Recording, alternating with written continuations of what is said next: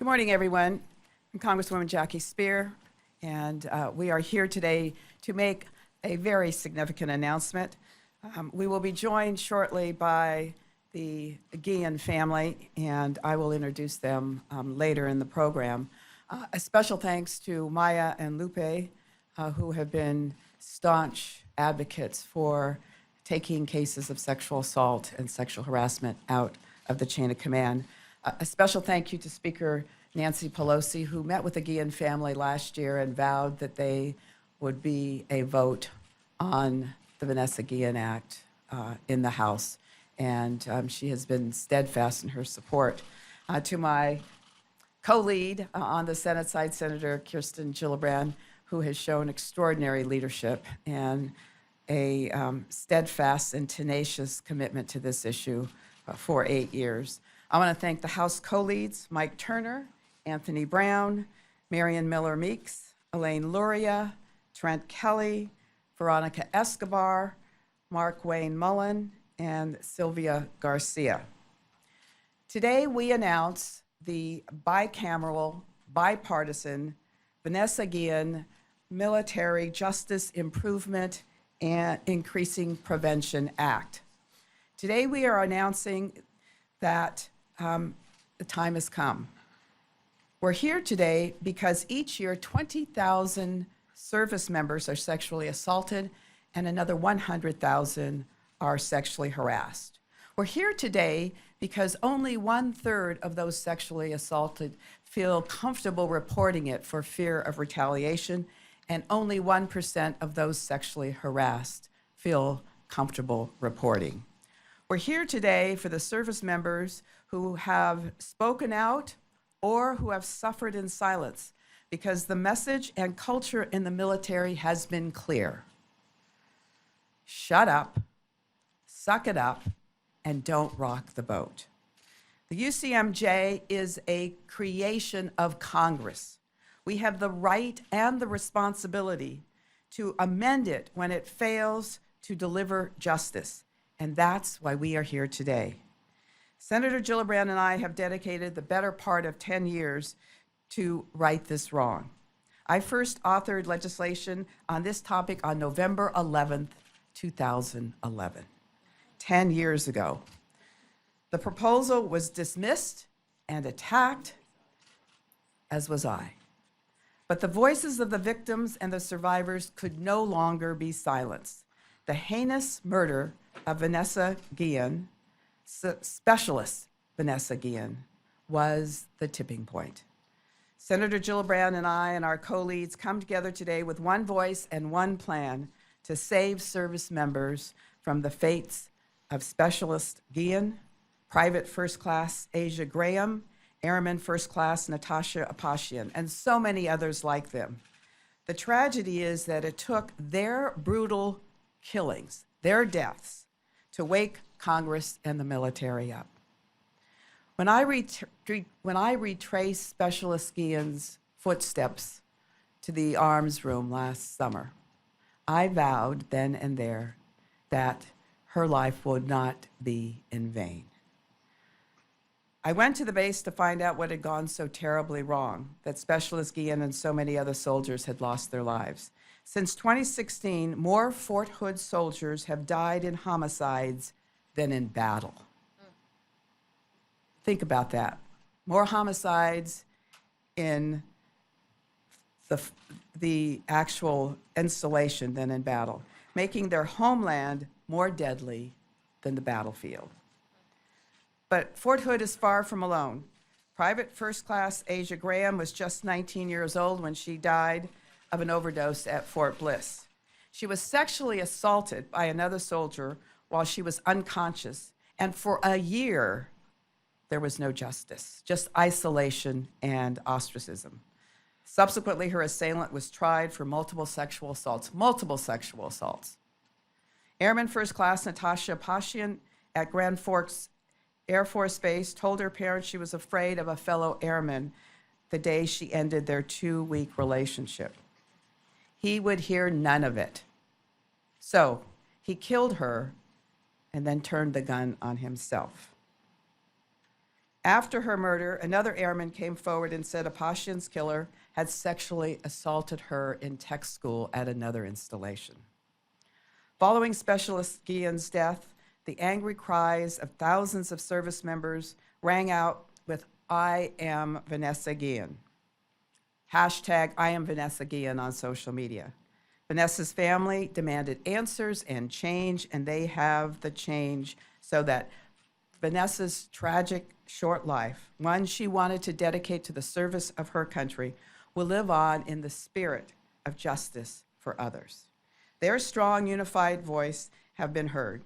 Today, we have a broad, bipartisan support in both the House and the Senate to make a fundamental and critical change to the military justice system, to take sexual assault cases and other major non-military felony crimes out of the chain of command and empower independent and trained military attorneys to make the crucial decision of whether to try a service member for such crimes. It's essential because it avoids the perception and the reality of a conflict of interest, especially when the victim and the perpetrator report up the same chain of command. It offers survivors and their families the independence and professionalization they have been asking for. And finally, more survivors will have confidence to make a report so that the military holds those who prey on fellow service members accountable. This is not the end of the road, it's a new beginning. With 66 co-sponsors in the Senate and a broad bipartisan support in the House, we will pass this bill this year. The haunting words of one soldier ring in my ears still today. She told me she was prepared and trained to fight the enemy outside the wire, but never thought the enemy would be a fellow soldier. With that, I'd like to introduce the Speaker of the House, my great friend, the great advocate for this legislation, Speaker Nancy Pelosi. Thank you very much, Congresswoman Speier, for your very strong statement in terms of this legislation. I'm honored to be here with you and the sponsor in the Senate, Senator Gillibrand. She has had me very well versed on her path to this. I know you will hear that next. We have a House Democratic Caucus that I have to go to now, but what an honor it is to be with each and every one of you. Thank you for making this so strongly bipartisan, because it is so strongly patriotic. It's an honor to be here with Democrats and Republicans, House and Senate, who support this legislation, some here, some on the record. Let me just say why I personally am here. I met with the Guillén family, Vanessa, Myra, their mom, and just the whole family is so patriotic. And Vanessa, this lovely young woman, so patriotic, wanted to serve our country. It wasn't a job for her, it was a patriotic joy, and then it turned into this. But hearing her story, I was reminded, and I didn't need much reminder, but I was reminded of all of the women that I had met in theater. I've been to Iraq and Afghanistan many times, been to their camps and the rest, listened to the stories of women, mostly women, not always women, mostly women's stories who have been victimized in this manner. I've listened with them, with the chaplains, with healthcare professionals and the rest. This is a problem, a challenge. It isn't just an incident of someone's interpretation of a conversation. This is a challenge that we have. It is long overdue that it is addressed. It must be addressed. The public visibility of it is necessary to make sure that it happens. The bipartisanship of it, so very eloquent in recognizing the need to get the job done. And again, I thank Senator Gillibrand for her courageous leadership in the Senate on this for over a long period of time. And Jackie Speier, as we know, in the House has been relentless every single day in every possible venue, including going right to the camp, as she has indicated. So I thank all of you for your leadership, your courage, your patriotism to, again, help us honor our oath of office to protect and defend. But as we protect and defend the Constitution and the American people, that we protect those who protect us as well. So I'm very we will bring this bill to the floor. It will pass in the House. I hope that it will succeed in the Senate as well, and that will do so soon. But say her name, Vanessa Guillén, her family, so courageous, turning their grief into change to save other people who might be victimized. And again, it's important not to just talk about harassment, but to talk about other crimes that flow from it. So thank you for your leadership, your courage, all of you, and onward to bring it to the floor as soon as possible. Thank you. Thanks so much. Thank you, Madam Speaker. Now my co-lead, I'm pleased to introduce Congressman Mike Turner.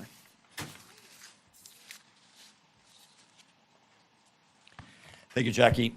Thank you for your passion on this incredibly important issue. Today we do what all of America calls for and wants. This is a bipartisan press conference, bicameral press conference, on a bipartisan and bicameral solution to a tragedy that we see all too frequently in our military that affects our men and women in uniform.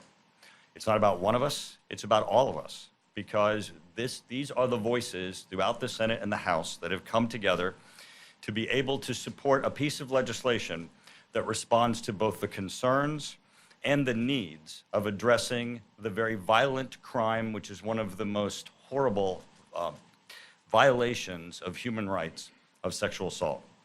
I want to congratulate Senator Gillibrand, who's been the convener. Senator Gillibrand has listened.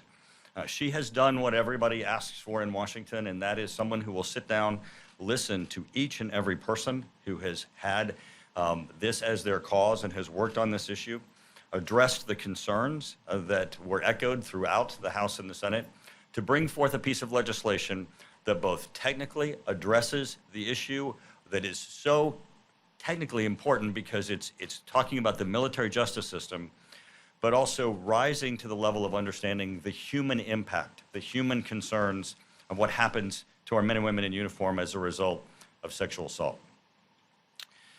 When we have a system that fails victims, everyone is failed because everyone is a potential victim. When everyone goes to work every day and believes that they are in a system that could permit them to be a victim of sexual assault and not be responsive, we have failed them. In my own community, just prior to 2007, Maria Lauterbach, a Marine, was sexually assaulted on base. She reported it to her commanders and requested a transfer. Her transfer was denied. She subsequently reported a pregnancy from that rape.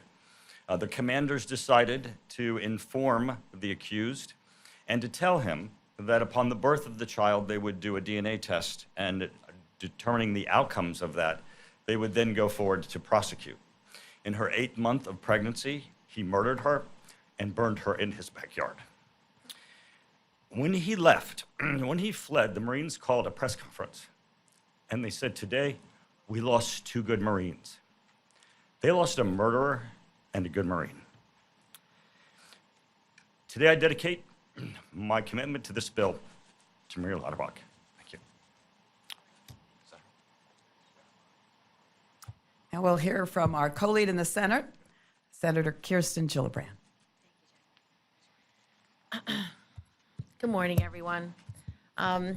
This is such an important day because we are together announcing support for a piece of legislation that would transform the entire military justice system in a way that allows for justice for survivors of sexual assault and all other serious crimes. This leadership you see in front of us today, with Jackie Speier at the helm, who's been at the forefront of this issue for a decade, is so profound. To have Republican leadership, starting with Mike Turner and our other colleagues, is extremely important. And if you look at their other colleagues, they're service members, and they'll talk about their service. They'll talk about what it's like with Congressman Brown to be a JAG, what it's like to dedicate over 20 years in the armed services. These are men and women who have served, who as members of Congress recognize their dual responsibility of, one, understanding the importance of the role of the commander, but most importantly, understanding their role as a member of Congress. as Jackie said, Congress wrote the military justice. We wrote the entire structure of how military justice is to be handled. So we are responsible for oversight and accountability over the executive branch and specifically the armed services. And Jackie and I are now chairwomen of the Personnel Subcommittee. So when we are looking at how do we protect the men and women in the armed services so they can do their jobs, this bill is necessary. This is a bill I've been working on in the Senate for a long time. I started working on this 8 years ago with Senator Grassley. This year, Senator Joni Ernst has also joined us. She is the only female Republican former commander in the Senate. She is not only a former commander, she's a sexual assault survivor. So it is important that you understand how the coalition of people standing here today is so important, because this is the kind of leadership that Congress is responsible for. We are supposed to be bringing bipartisan support and solutions for the greatest problems we are facing. And there is no greater problem in the U.S. military right now than the scourge of sexual assault. We have over 20,000 sexual assaults estimated each year in the U.S. military. Despite 10 years of effort to change the law, with almost 250 different laws changed to improve how we deal with sexual assault in the military, that scourge continues to get worse. And even worse than that is the view of the commanders. The fact that our generals, our admirals, our service secretaries are still against this reform is shocking. We've had every Secretary of Defense since Dick Cheney saying, we've got this, ma'am, we've got this. We have zero tolerance for sexual assault. Today is the first time that we have a Secretary of Defense who agrees that sexual assault should be taken out of the chain of command. That's a big deal, because it's a recognition that the chain of command is not inviolate. It is not the most important thing. What's the most important thing is that men and women of the armed services has a criminal justice system that is worthy of the sacrifice they make every day in serving our country. That is our responsibility.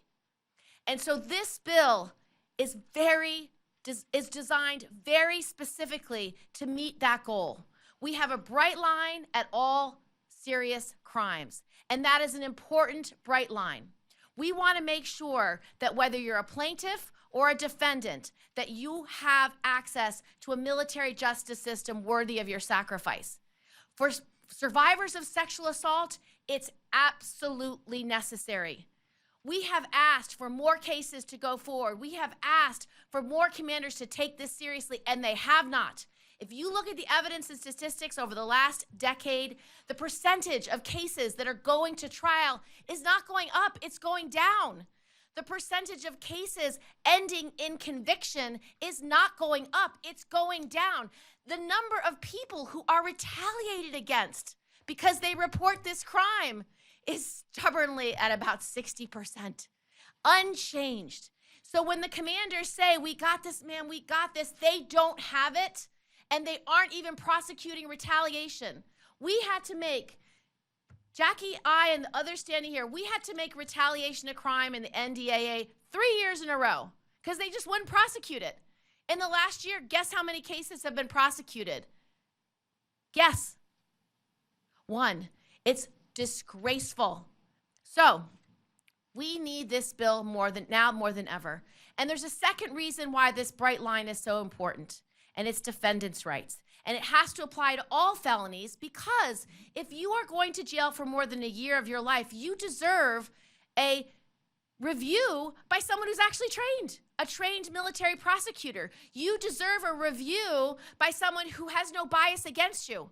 Well, if you are a black or brown service member, I'm sorry to say, there it may well be biases against you, because in the statistics out of the DOD itself, in some of the services, you are up to 2.61 times more likely to be punished because you are a black service member. So this bill is written specifically to create a bright line at all serious crimes to protect both plaintiffs and defendants, to deal with two grave injustices that we have evidence. Jackie has had a hearing on the racial disparities. We have evidence from the DOD and the unbelievable scourge and unwillingness of the command to prosecute sexual assault and to take these crimes seriously. Now, I think the fact that both Jackie and Mike mentioned cases where victims were murdered is really important. Because if you only eliminate and only take out one crime, then those cases of murder would not be investigated by a trained military prosecutor and reviewed by them. And that is so important. So that is why our bill is importantly and carefully drawn. We take out military-specific crimes like going AWOL, and we let the commanders address those uniquely. But this bill is meant to solve the problem of injustice in the military justice system. And for the family of Vanessa Guillén, who has stood up and demanded this justice from Congress, we are answering you today. We stand with you. We are Vanessa Guillén, and we will not give up until this reform is done. Thanks, Jackie.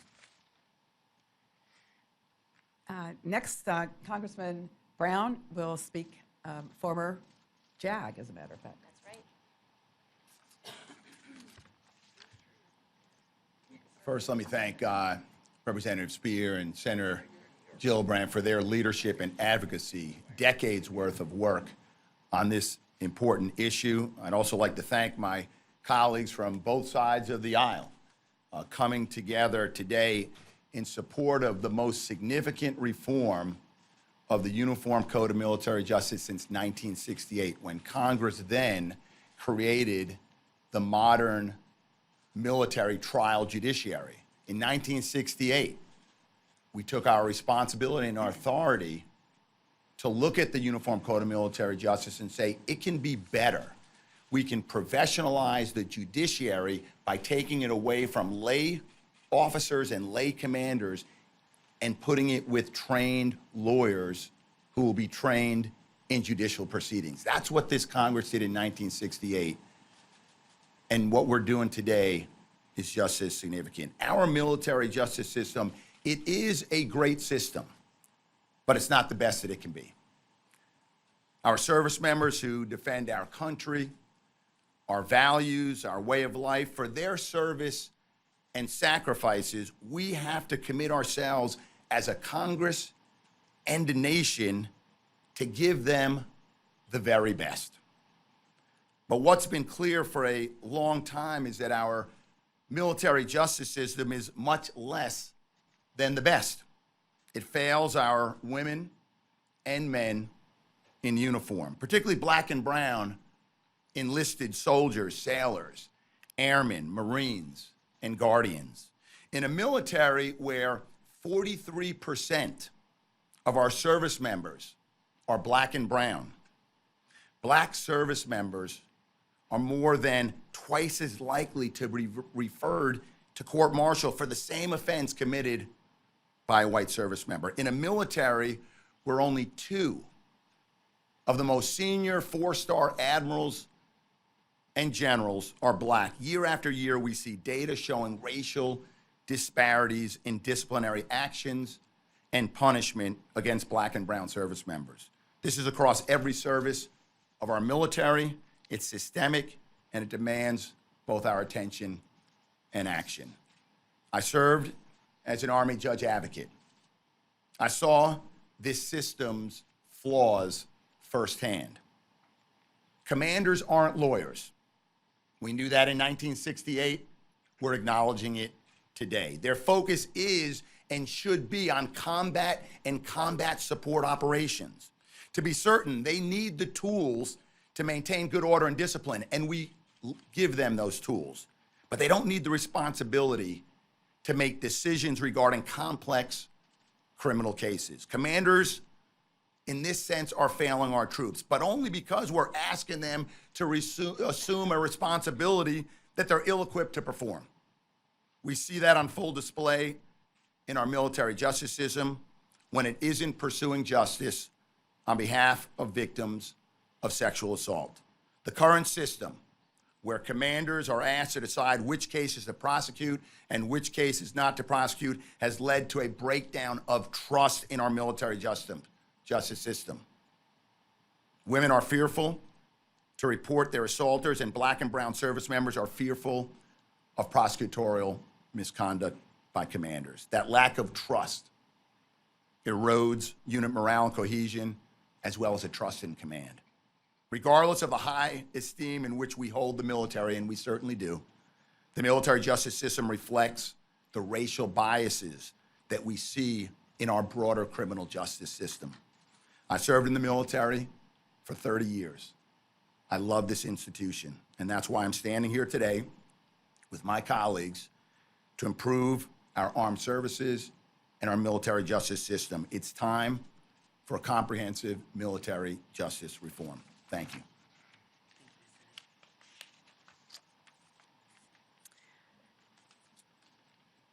Next, we're going to hear from Representative Miller Meeks. Thank you. I want to thank my colleagues here today for partnering with me on this important issue. I'd also like to thank Senators Ernst, Grassley, and Gillibrand for leading the charge in the Senate to protect our service members and hold their perpetrators accountable for their horrendous actions. And I would especially like to thank the family of Army Specialist Vanessa Guillén for joining us and for their tireless advocacy and courage. As a 24-year Army veteran, I know the importance of unit cohesion, but as a doctor and a woman, I know the trauma that too many of our service members have endured. When we choose to serve our nation's armed services, that honorable and voluntary choice does not also voluntarily waive our right to due process. What happened to Vanessa, and has happened to so many others, is tragic, and it's incumbent upon us to keep our service members safe and get them the justice they deserve. We are here today to introduce the Vanessa Guillén Military Justice Improvement and Increasing Prevention Act.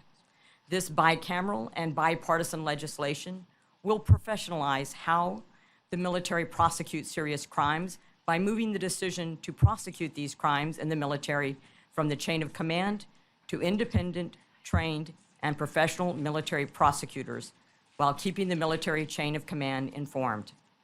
Our legislation will improve prevention programs, training, and education, improve how we hold perpetrators accountable, and give prosecutors the training they need to better handle sexual assault and domestic violence cases, but also while keeping the chain of command informed. Too often, our military justice system has protected the service rather than the service member. By failing service member victims, the broken process weakens unit cohesion, harms recruitment and retention, and ultimately, the military strength of our nation.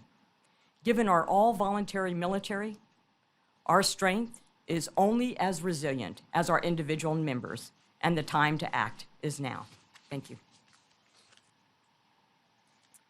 Thank you. Now we'll hear from my former co-lead on the Military Personnel Subcommittee, Congressman Trent Kelly. And a general, I might add. Thank you, Chairwoman Speier. You know, I want to start out and say that I've served over 35 years in this nation's military, and I've actually conducted UCMJ at all levels, up through brigade and higher. I've also been a district attorney.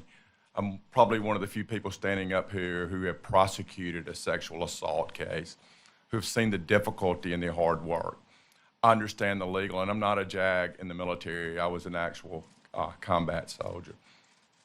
This is so important, what we are doing here today. And there will be some people who fight against it. And I wouldn't be for it if it wasn't the right thing, narrowly tailored to accomplish actual results that are going to make the lives of our service members, specifically women who are being sexually assaulted, better. Thank you guys for doing this. This is the right thing to do, and it's going to have a genuine impact on recruiting and retention, on making sure that we don't have commanders doing something they're not trying to do. Very few men and women who serve in the military in any capacity are not dedicated to this nation and are not trying to do the right things. However, I would not ask a lawyer with no military training to conduct combat operations. And we should not ask our commanders at whatever level with no legal training to try felonies and sexual assaults which they do not have the capability to do. It's not because they're not good people. It's they don't have the training and tools.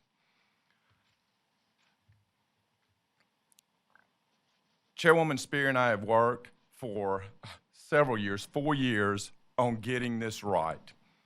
I have been opposed to many things that she has asked for because I thought they were overreaching and overbroad.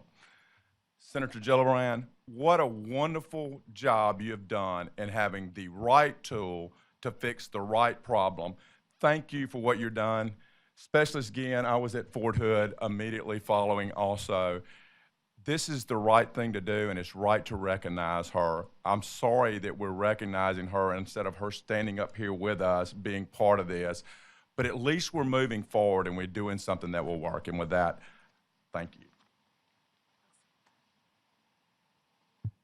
you. Now we will hear from Congresswoman Veronica Escobar, a member of the Military Personnel Subcommittee and Armed Services Committee.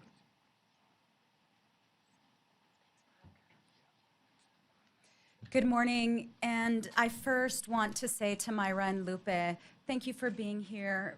Really appreciate that you have been with us every step of the way. Y para su mamá, por favor, dele nuestro pésame otra vez de nuevo. Y estamos tan agradecidos por el trabajo que toda la familia ha hecho. I'd like to thank two incredible women who are leading the way for us on this issue, this long overdue solution to a monumental failure by the military. And that is my chairwoman, Jackie Speier, and Senator Kirsten Gillibrand, who have brought forward a collaboration between the Senate and the House, between Republicans and Democrats, to finally address that monumental failure. I represent the community of El Paso, Texas, and in El Paso, I have the incredible privilege of representing Fort Bliss. And in my short time in Congress, I have spoken to innumerable women who have also dealt with, lived with, suffered from the trauma of sexual assault. And in fact, one young woman, Private First Class Asia Graham, who died a year after her rape, a death probably that was linked to her trauma and to everything that she dealt with, came to Fort Bliss with high hopes, with dreams of a long career in front of her, and with dedication to her country, much like Vanessa Guillén did. And what she found, unfortunately, was terror and trauma and an attack. It turns out her rapist, who was sentenced last week and who was actually found guilty last week, it turns out he was a repeat offender. And he was a repeat offender because he had not been brought to justice before. And as we peel away the information that we've learned about her offender and about his victims, some of his victims were too afraid to come forward. And I have heard over and over again about the fear of retaliation, about how women are discouraged from actually following through on reporting attacks. Well, think of his career, they've heard. Well, think about the consequences for both of you, they've heard. Failure after failure after failure is what we've seen in this system of non-justice. Either we are a country of justice for all or we're not. Either we believe that victims deserve due process or we do not. The time has come to finally address this, to recognize the monumental failure, and to recognize that doing the same thing over and over again will not change things. We have to reform the system. I am so proud to have worked with amazing leaders to bring this legislation to the point where we are on the precipice of passing it. And I look forward to the work ahead. Thank you. Now we will hear from Congresswoman Sylvia Garcia, who is the member representing the Guillén family in Texas. Thank you. I have here Madam Speaker, but she's gone. Thank you, Chairwoman Speier and Senator, for all your hard work. It's always been great to know that you're there and have been there for so many years.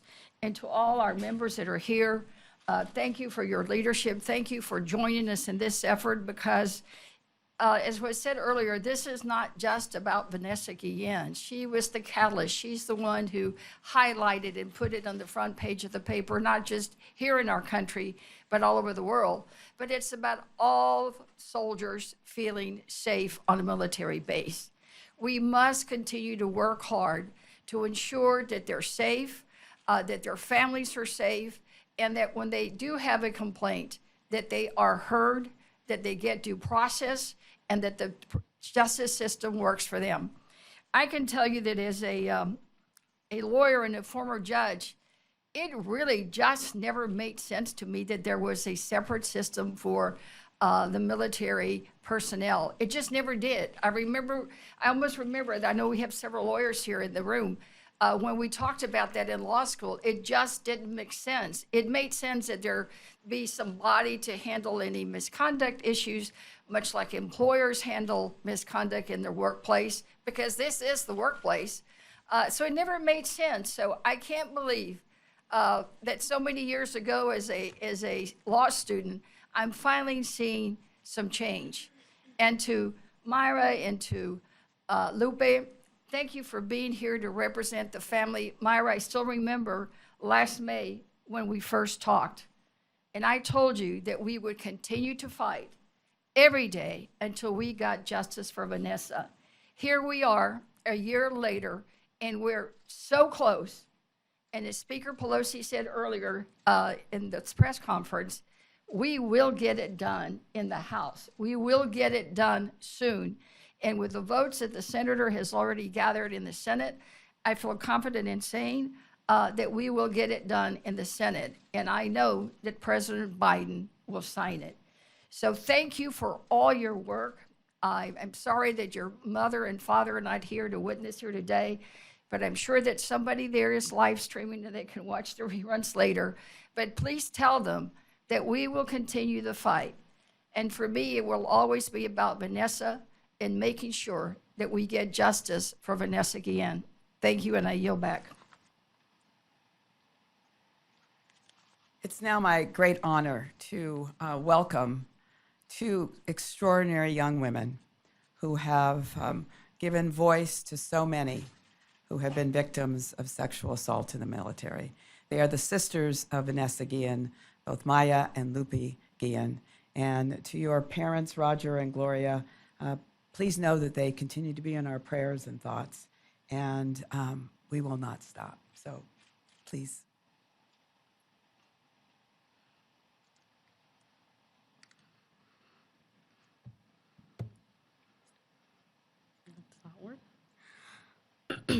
Good afternoon, everyone. My name is Lupe Guillén. I'm Vanessa's youngest sister. First and foremost, I want to thank everyone present that's here today. Thank you, Congresswoman Speier, Congresswoman Garcia, Congresswoman Escobar, members of Congress, and Senator Gillibrand. Sexual violence is so common in the military, that's why it's now considered a pervasive problem in the armed forces that tolerates other inappropriate behaviors like sexual harassment, assault, rape, and domestic violence. There's no law, so instead it protects the aggressors and allows leadership to throw sexual violence under the rug. Normalizing retaliation, resulting in 64% of the women who reported a sexual assault face retaliations. Reasons why Vanessa Guillén was afraid to report it. But eventually, yet again, the command did nothing about it. Someone had to suffer in order for all of us to realize what's happening. And that someone was Vanessa Guillén. Someone will always have to suffer for someone to care, but that stops now and it stops with us because that's why we are here today. Because no matter how much developing or funding the SHARP program receives, it's ineffective. That's why law must be established, and that law is the Vanessa Guillén Military Improvement and Increasing Prevention Act. Like I always ask when I stand up in the microphone, when are we going to start protecting the victims, not the victimizers? Because apparently 76.1% of the victims did not report the crime in 2018 due to the status of reporting it to the chain of command. The same command that it's either the aggressor or friends with the aggressor. The same command that was harassing my sister for almost a year. The system that we have now failed my sister, Specialist Vanessa Guillén. So it's up to us to change that. Not only her, for countless of others, resulting into numbers three out of four women that arrive at Fort Hood, ages 18 to 24, were sexually harassed or assaulted. One of those women was my sister. Lastly, I want to thank Senator Gillibrand for being in this fight with us, Spears, for fighting and fighting, never giving up, and for committing into making the soldiers and their families whole. That's why we must be the voice to the voiceless, be the help to the helpless, and be the change by creating it. This is not a race issue, not a gender issue, not a political issue, whether you're a Democrat or Republican. It's a human issue. Because before soldiers, before the title of private first class, before the title of being a specialist or a general, there are humans too, just like everyone here in the room. So when we say liberty and justice for all, that includes justice for Vanessa Guillén and justice for those victims. That's why we must pass the Vanessa Guillén Military Improvement and Increasing Prevention Act. Hello, I want to thank everyone that's here today personally. From the bottom of my heart and my family's, this means a lot to us to be standing here today next to, all these powerful leaders that lend their hand to us. And without them, this wouldn't have been possible. And I personally want to thank Senator Gillibrand for, committing with us to get this bill passed as one. I totally believe that this brings not only justice for those sexual assault and harassment survivors, but to all of those military members that suffered countless criminal acts, which, it's so hard to believe. And I want to thank Senator Gillibrand for committing to us that she will make sure that the claims process is included in this year's NDAA. It's a part of the bill that we had established, and we want to bring it together to make sure that it's done, because it will bring our soldiers and their families we need and deserve to be indemnified. So I hope this brings, I know this will change a lot of people's lives, starting with ours, because it's been a long year of fighting and no sleep. And, it's so hard to put words together. Sometimes I'm speechless as to how we all came together and we were able to unite and bring this bill. And thank you. And finally, we'll hear from Attorney Natalie Quam. I want to thank everyone today. I especially want to thank Congresswoman Jackie Speier. Again, she's just hit this out of the park. I want to thank Senator Gillibrand. This marriage between these strong, powerful women. I was honored when I heard that we were going to do this together, and I believe that this will be done, and it'll be done quickly, fast enough, so that way if I get another phone call, someone's going to ask me, has the bill been passed yet? I'm looking forward to saying, yes, it has been passed. This is just an incredible day. And last year, this time when I took on this case, and the DOD and the Army and the generals told me that there was no sexual harassment. Vanessa never was sexually harassed. Just because someone says that someone wasn't sexually harassed, she wasn't alive to tell them they're lying. Today, we're proud to say the DOD and the Army admitted she was sexually harassed. I want to tell all those victims out there, just because someone doesn't believe you doesn't mean you're lying. Just means you just got to keep fighting for justice like we fought for Vanessa. And thank you so much, Congressman Garcia, for being behind this, Escobar for being behind this, Kelly, all these congressmen, congresswomen, senators, thank you so much today. Thank you so much today for making my clients, the Guillén family, believe in America and believe in how great this country is. Thank you. All right, other questions? Yes.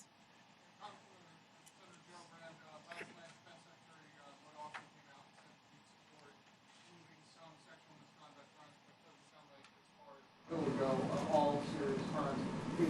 Is that enough at this point? Is that something you worry at all that the White House will take that approach and back that rather than the bill that you suggest.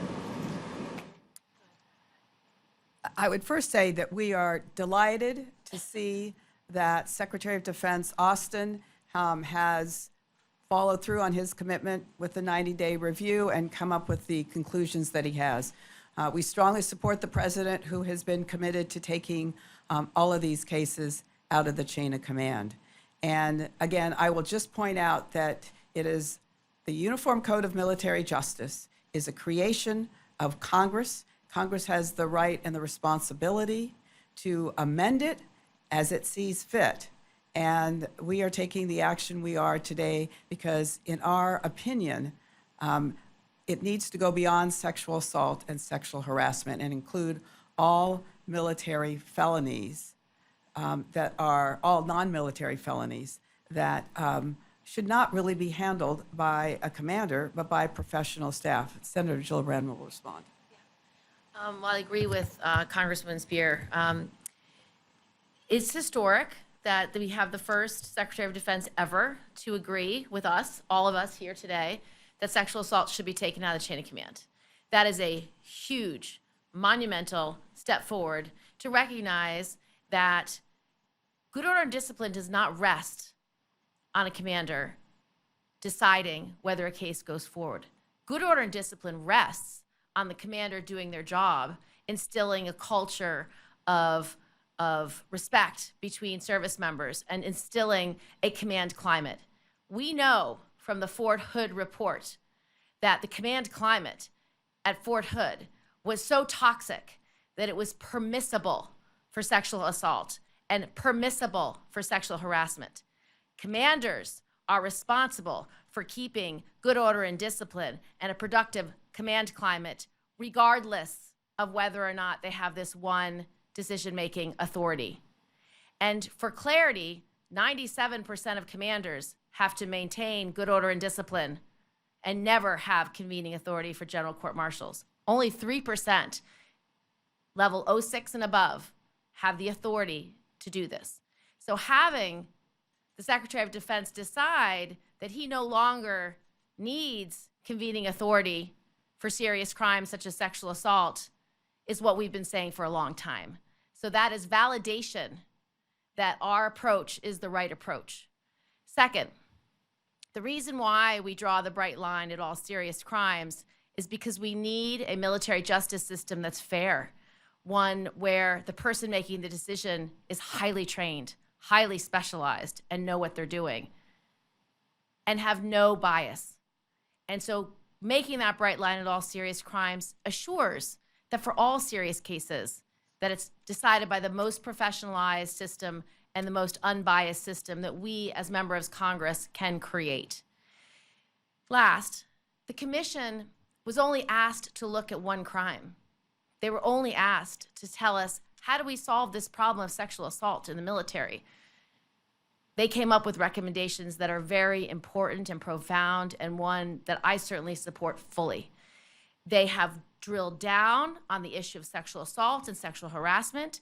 They've drilled down on issues such as domestic violence and child abuse.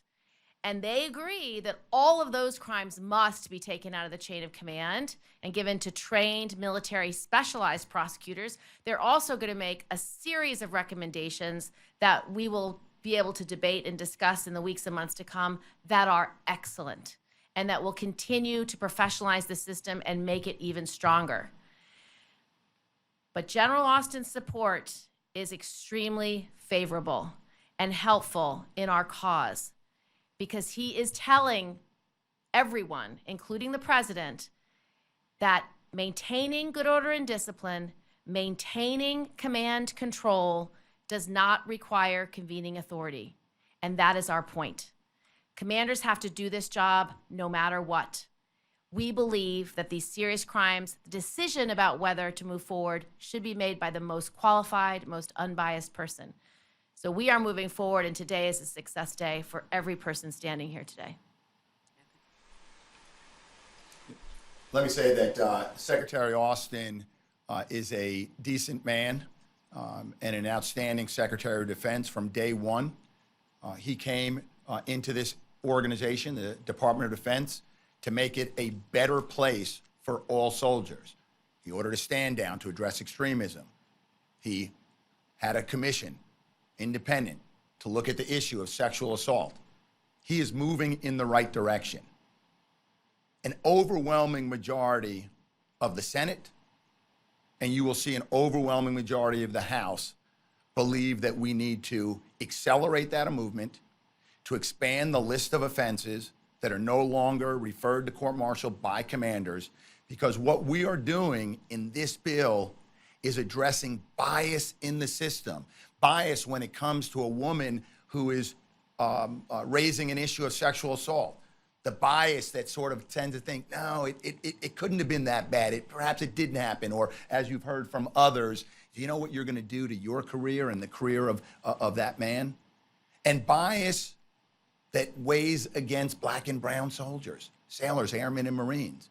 Commanders have too many competing interests and obligations to effectively and fairly administer the Uniform Code of Military Justice. This bill, like I said, in 1968, we did a similar reform measure. We put it in the hands of professionals, attorneys who are trained in these matters and who we can hold accountable for one thing and one thing alone: fair treatment under the Uniform Code of Military Justice. That's what we're doing today. I would also just like to point out that this happens to men and women in the military. 60% are women, but 40% are men. Yes, next question. Yes. Yeah, if I may, just as a quick follow-up, before General Austin's support, there were some statements produced by several top brass that supported specific measures, for example, sexual assault cases, but expressed caution that other serious crimes usurping that authority from commanders could have an impact on culture. My question is, what's your kind of reaction to those statements, and do you see any intent to reshape either bill given those statements? I would say that response is very typical of what we have experienced for the last 10 years, an unwillingness to move forward. And while I'm grateful that they finally recognize that sexual assault and sexual harassment cases need to be taken out of the chain of command, with this bill, we're saying we want to go further and take all non-military felony crimes out of the chain of command, because we're very concerned, and rightfully so, that there is a bias that exists. And as Congressman Brown had mentioned earlier, that you have black and brown soldiers who are more likely to be charged, twice as likely to be charged as white military service members. So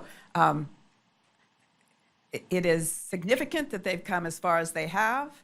The fact that they haven't come as far as we would like is just an opportunity for them to become more enlightened. Couldn't say that any better. But I would also draw your attention to the fact that these are reforms that our allies have already made, and made them over the last 40 years. And Israel, UK, Germany, Netherlands, Australia, and Canada have all done a bright line at all serious crimes, removed them from the chain of command, and given them to trained prosecutors for the purpose of creating a better, fairer system, and specifically for defendants' rights. If you look at the UK, they did it over a murder trial where the accused did not believe he could get a fair trial, and their country and their legal system agreed, and so they created the right line. This is the right solution. The service members and the service secretaries have been fighting us from the beginning for the last 10 years. They don't want to do anything. So if I was to put it in military terms, they have retreated to just sexual assault.